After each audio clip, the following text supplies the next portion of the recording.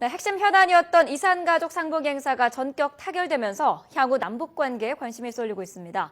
앞으로 추가 접촉이 계속될 것으로 예상되는데요. 지금처럼 순항을 거듭할 수 있을지는 미지수입니다. 김웅래 기자가 보도합니다.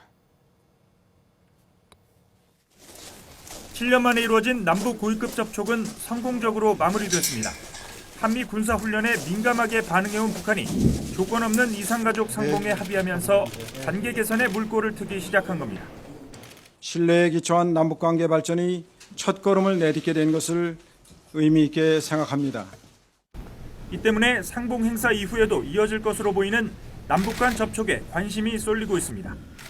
지금으로선 북한이 통 큰 양보를 통해 향후 남북 대화의 주도권을 노렸다는 분석이 지배적입니다.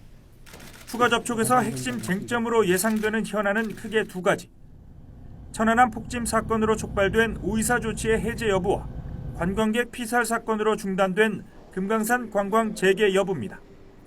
북한은 이산가족 상봉 합의를 내세워 전면적인 대북 제재를 담고 있는 이 두 가지 사안을 풀기 위해 공세적인 입장을 취할 가능성이 높아 보입니다.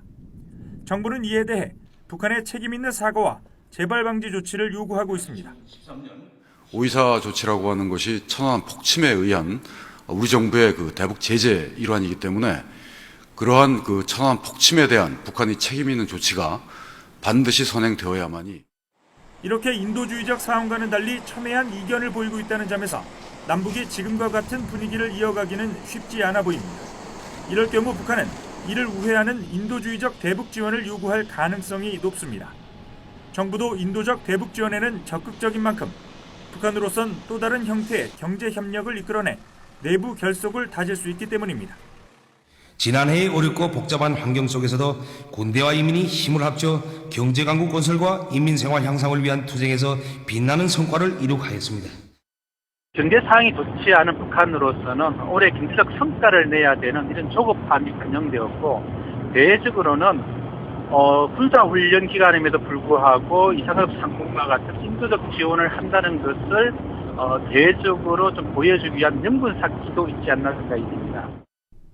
북한에 대해 신뢰할 만한 진정성 있는 조치를 강조해온 정부는 남북 간 이산가족 상봉 행사 합의를 신뢰에 기초한 첫걸음이라고 표현했습니다. 이산가족 상봉 행사가 성공적으로 치러지고 이를 토대로 남북 관계가 전환점을 맞을 수 있을지 관심을 모으고 있습니다. YTN 김웅래입니다.